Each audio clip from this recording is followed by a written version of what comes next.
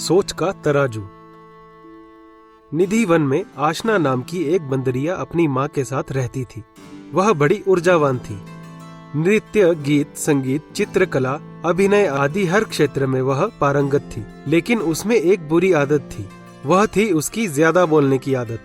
उसका वाणी पर नियंत्रण नहीं था। सोचे बिना ही वह अंट-शंट बोलती थी, जिससे सुनने वाले का मन बेचैन हो जाता। इस कारण वन के प्राणी उससे बात करने से कतराते थे। एक दिन माँ ने उससे कहा, बेटा, दूसरों के साथ संभाषण करते हुए अपने शब्द और अपनी क्रियाएं दूसरों के लिए बिल्कुल योग्य हैं या नहीं, इस पर विचार कर लेना चाहिए, क्योंकि फिर प्राणी को बाद में पता लगता है कि वह गलत था। लेकिन आशना ने माँ की बात को अनसुना कर दिया। वन के हाथी पार्क के पास सोनू नाम की एक बंदरिया रहती थी। उसका दूध का अच्छा कारोबार था। आशना की माँ उसके बचपन की सहेली थी। एक रोज वन के साथ रहने वाले गांव में एक मेला लगा। दूर दूर से प्राणी मेला देखने आए।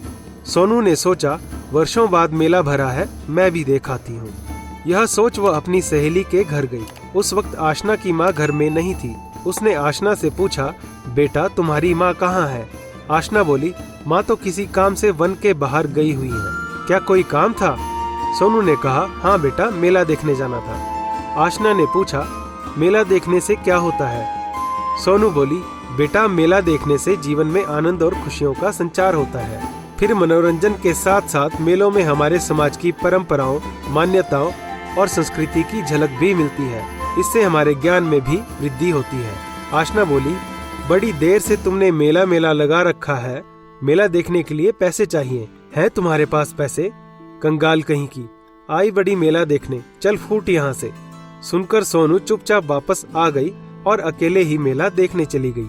मेले में सोनू ने बहुत मनोरंजन किया और काफी खरीदारी भी की। अगले दिन सोनू आशना के घर गई। उसे कंगन और माला देते हुए वह बोली, बेटा, ये सब तुम्हारे लिए मेले से लाई हूँ, रख लो।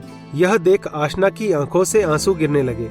वह आत्मग्लानि से भर उठी, रोने लगी। वह काफी देर तक रोती रही।